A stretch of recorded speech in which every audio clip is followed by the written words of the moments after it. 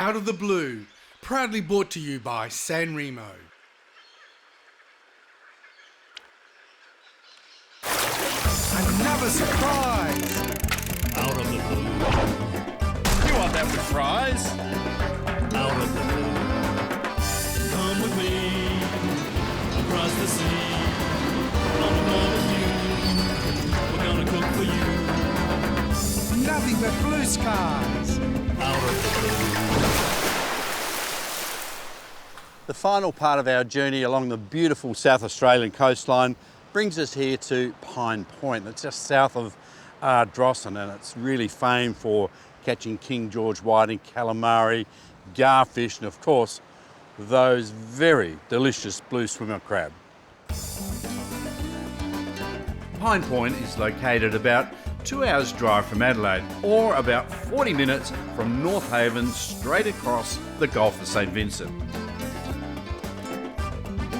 And today, Michael has a go at fishing these waters with Daniel, an old mate who swears his spots are a sure thing. We'll also be cooking up perfect chips to go with our fish. Hopefully we catch with Daniel. And we feast on a one-pot seafood fusilli. But first, we chat with Sean Sloan from Persa about Windara Reef. Now, tell us about this Windara Reef that you've just constructed here. We started off with the idea to enhance recreational fishing opportunities in the state. What we wanted to do was not just build something that would attract fish and make them easier to catch and potentially put our fish stocks under more pressure, but to actually enhance the habitat that could help actually build our fish stocks over time. So we partnered up with an international environmental NGO, the Nature Conservancy, as well as Recfish SA, the local council here and the Adelaide Uni, and built a partnership to essentially do what the Nature Conservancy had done in the US to restore native oyster reefs. And we've built the basic infrastructure now. There's about 800 tonnes of limestone that's been laid in rows. There's also about 60 purpose-built concrete structures that are actually designed to build the basis of the infrastructure for these native oyster reefs. So once the native oysters are seeded on the reef, that's when the ecosystem starts to get built, and we would expect that they take about 18 months to 2 years to mature, and that's when all the marine life will get attracted and the ecosystem will start functioning. So how long would it take to get back to perhaps what it was 100 or so years ago? This is really going to be a blueprint for what we would like to see replicated in other parts of the state. So this will be a 20-hectare site when it's finished. There was about 1,500 kilometres of coastline that was characterised by this native oyster shellfish reef. By improving the habitat, we will over time improve fish stocks. This site here will be a recreational fishing reef. So we've probably got a long way to go, but certainly a good start. But of course, everybody benefits. Commercial fishers benefit as well, because as our fish stocks are improved, everybody will actually reap the benefits of having more fish in the system. And sort of out here in the Gulf, there's King George whiting and there's squid and there's snapper. What sort of fish do you think will come to this reef? Well, when you create the habitat that provides food for fish, shelter, we would expect it to be a nursery ground for some of the smaller fish. So all of those species that you mentioned, even probably snapper, blue crabs, all those species would find a home here, and also potentially become an attractive spawning ground for some species as well. Now my final question, the name Windara, where did that come from? Windara Reef was chosen by the local school kids over this way, and it's basically the Aboriginal name for the eastern side of the Yorke Peninsula. Didn't know that. And what a wonderful ownership those kids will have of that as they grow and become adults and use the area. Yeah, to think they had something to do with it. It's a great thing. It's a terrific initiative overall, and we've been overwhelmed by the support we've had from everybody. Don't go away. After the break, we tuck into a great pasta recipe that only uses one pot.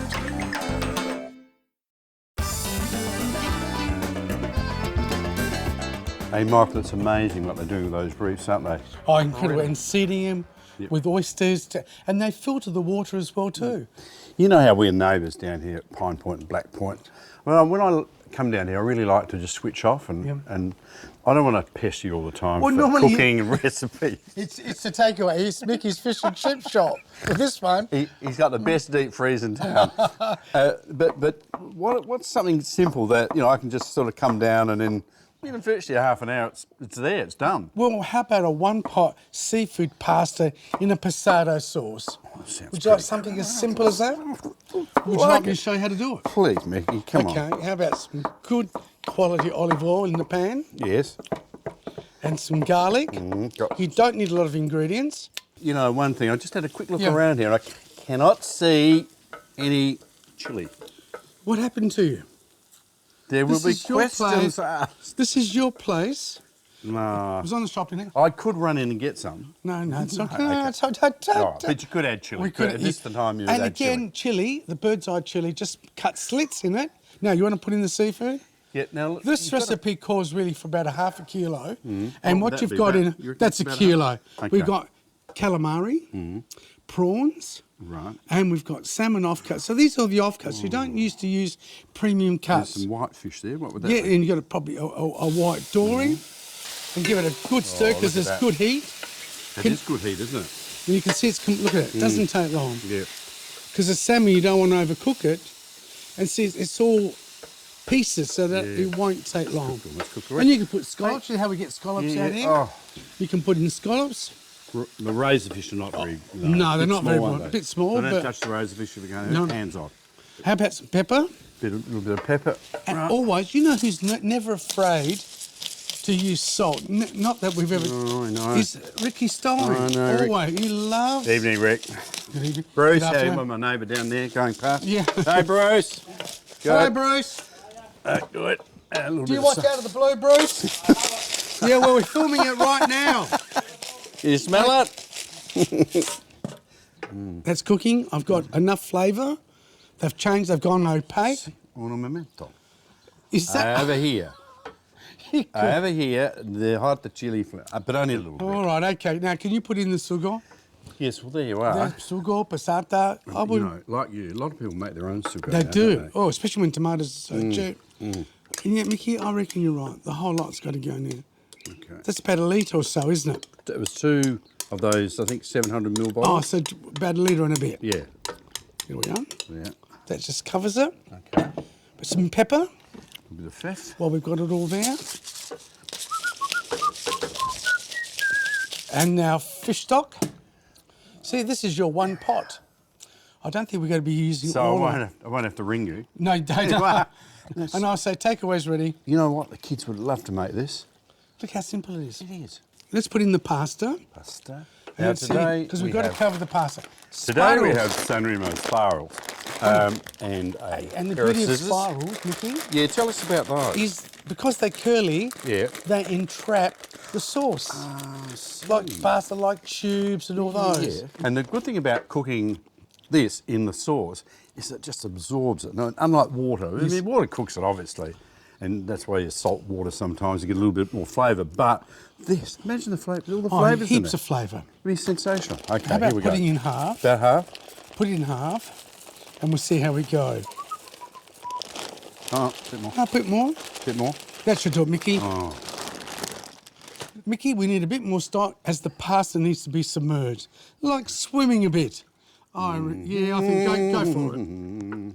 Okay. Look at Good that. stir. Okay, put the lid on. Right. Mickey, that's been about 6 minutes. Oh, that, Have a look at that. Absolutely superb, Michael. Why don't we Wow, give boy. it a little touch more of seasoning? A bit of salt. Bit of salt. Some pepper. And if you had your chili powder, if you had it, only if you had it, Of course. just to amuse you, the parsley, the chopped parsley. Don't you like chefs do it like Yeah, that? you know when we can put the oil on, a little drizzle when you plate it up. A little drizzle before you plate it up. No. Oh, well, there you have an option. So it's cooked all in one pot. Yep. And what do you reckon it would have taken? 10 minutes? Oh, yeah, well, maximum. 10 or 12 Because it minutes. depends on your heat source. Yeah. One pot, seafood fusilli. My mate Daniel, tractor, beautiful boat, no Michael, good fishing spots. I'm out of here.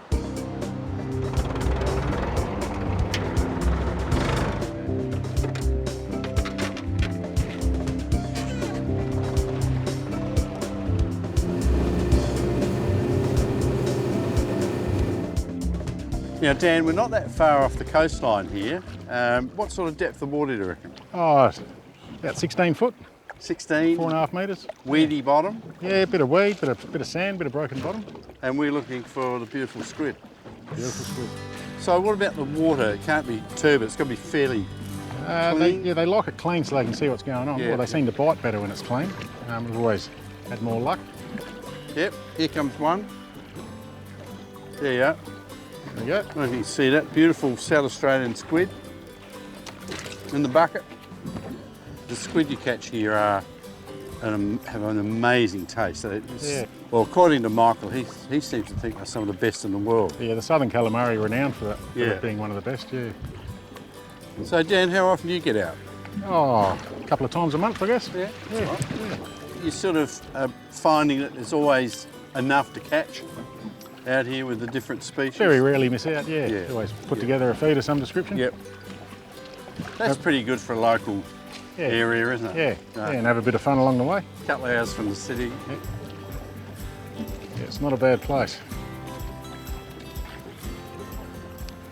Beautiful, Dan. Hey, how about that? A little one. Nice little squid. The good thing is where there's one, there's normally more. Oh, good. Lift him up, lift him in. This here.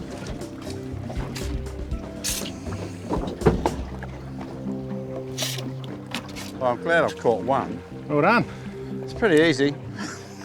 Dan, we're using just a lure, a bit like a prawn Yeah. with a hook on the end. I mean, most people probably have seen them. Yeah, they're designed to imitate a prawn or a Yeah. small fish. That's what the squid mainly feed on. Yep. So, we'll throw it out and let it sink down near the weed. Yes. And hopefully they'll shoot out the weed and grab it. And that's the weed that they hang around. Pretty simple. Oh, yeah. Sort of ropey type of Yeah, weed. that grows up off the bottom. Yeah. And that's what we're looking for. So, means the jag was in the right spot. So is there a bag limit on these squid? There is, it's 15 a person, Okay. up to 3 people, which is 45 for a boat limit. 45 for a boat. Yeah, which is a lot. It is a lot, It's isn't a it? lot, yeah. Gee, Yeah, whiz, it's very, very generous. Yeah. Well, I've caught one. Dan's caught 3.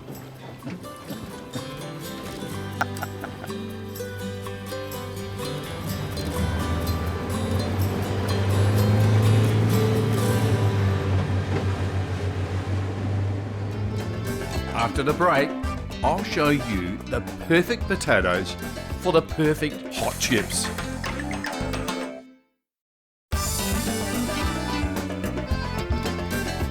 With fish, there's one key ingredient that brings it all together. Of course, that's chips. And I think the key to it is to get a nice, firm, dry chip to start with. That's pretty essential.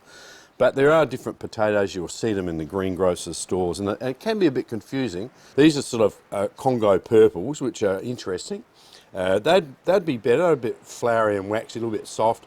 Not really suited for chipping, but great, you know, roasting up. Desiree, of course, we all know that one, along with its cousin, sort of the Pontiac. Great again for roasting, but not quite suitable for a chip, good chip anyway. But mind you, if you only had that potato in your potato basket and you needed chips, I'd still have a crack at it. You know, there's a few other things. These are Dutch creams here. Beautiful potato again, creamy for a mashed potato. They're just stunning. But the one that I reckon is really good is the Sebago. It's got a lovely white texture, and it's firmer.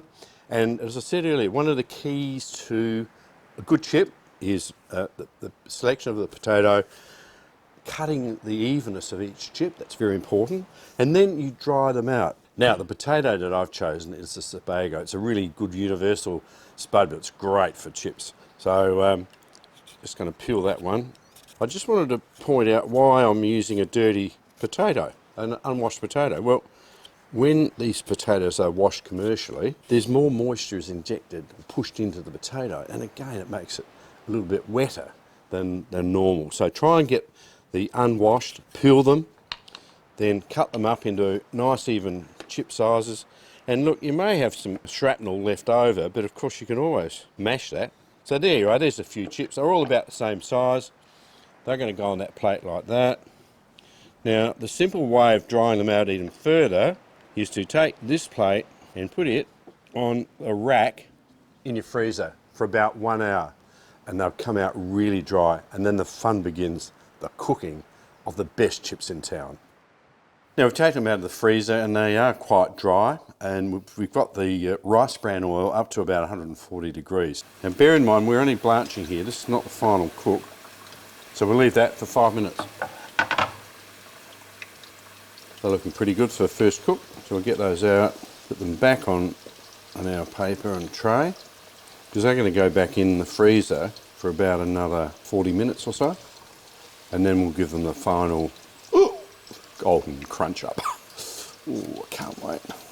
Now they're looking pretty good. Now you might think, it takes a long while to get all this ready, but you can do all this, you know, seriously months before, and you can blanch them off, then put them in freezer bags and freeze them. And when you're ready, just bring them out, let them thaw out and put them in the oil, this time about 190 degrees, and that will make them super golden. Okay, we've taken the chips out of the freezer. They've been in there about 50 minutes. The temperature's gone up to 190 in our rice bran oil, so we're going to put them back in for about another 5 minutes, and I reckon they're going to be absolutely fantastic. Oh, look at this. They look pretty good. You know, the rice bran oil is fabulous because it can take very high temperatures without burning. And look at those. These are just going to be wonderful. Now, if you really wanted to be decadent, cool them down again and then cook them for the third time, but not today. Bit of flaky salt. Doesn't get much better. I think I might take them out with my mate out here. Michael, ready? Chipso, chipso. After the break, we partner the chips with a great battered fish.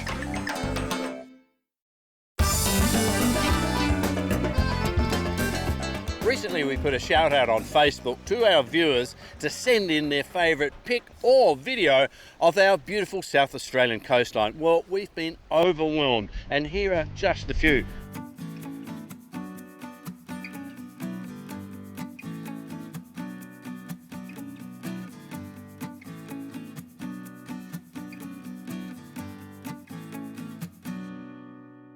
So keep them coming, folks. My mate Mickey has been in the kitchen cooking us the best chips and the secret on how to do it as well. Hello, hello. I see there's been a few missing. Not very many. There's not many. Yeah, you've done an incredible job of blanching them. Svengali, what do you got here? I'm going to do you a beer batter. We can use different types of beer. So probably that's about a couple of cups. Can you see if it's cold enough for me, please? I mean, you're very good at that, you know. Oh, isn't that a marvellous sound? Yeah. They call them frothies. I'm just going to season the... Well, that's Dr. Tim's. Yes. Tim, morning. Morning. Good afternoon. Good afternoon. Okay, is that okay? Hold enough? It is, that's beautiful. Just going to pour a little bit in. Oh, yeah. Hey, Michael, why do you use beer in the batter? It gives it that lovely bitterness. And if you don't like full-strength beer, Mickey, you can use a light beer as well too. Okay, yeah. And I've known people to use stout as well too. That'd be darker, wouldn't it? It would be a lot darker. And we'll just keep working this until we get that sort of that runny consistency, just a little bit more. A little bit more. And today we're using flathead fillets, skinned and deboned, and we got snapper fillets, which are all from our local waters, right behind us here, Mickey. And I've got flour, which is just plain flour. Yep. Okay, and just drape it in there. That's it. Look at this, here we go. We must say that it's very hot. It is hot. And I'll cut the snapper. And you know in the fish and chip shop, they drape it like that just to get rid of the excess. It's an art, isn't it? Yeah, it's a real art. Or sometimes they cut your fingers, but they get a bit sticky with flour. And one more. There we are. So what have we got? Snapper, flathead, and flathead. Snapper. Flathead and snapper. And snapper. Do you want me to do one more? No, that's good. There we are. Oh, look at that, getting that lovely colour. Yeah. And the most important thing is, as you said, rice bran oil. Or high smoke. High smoked oil. Yeah. And the only time we use olive oil with fish, if it's shallow, you're searing it. Yes. Or tuna steaks or that. But That's when not you deep actually smoke coming out, now that's steam. Yeah. So from the beer, I suppose. And also you'll get a deeper colour in your batter and your chips once you've used the oil once or twice. Yes, I know. Okay, I know. because sometimes you think, oh, they haven't cooked properly. You're right. But it's a brand new oil. So just be conscious of that. Mickey, I reckon that's about it. Okay. Can I have your bamboo, what is it? Bamboo, brass wattle toddle. wattle toddle. Thing? I should buy you one and get it engraved for you. I think this is See the that colour? said one from years ago. I think it is. It's lasted. No one's knocked it off. It's Obviously, it's not that high in demand. Sorry. See, we've got that lovely colour. Yeah, I'll try not to break Yeah, it. that's there. it, upside down. Yeah, it's a lovely, it's not too burnt. Yep. That is That lovely absolutely colour, fantastic. not overcooked, perfect. You've done it again. And you've done the chips. You've Yes. done it again, Cyril. The tastiest fish and chips ever. Hope you've enjoyed our fishing voyage across South Australia. And don't forget to visit outofthebluetv.com.au or follow us on Facebook. We'll see you next time.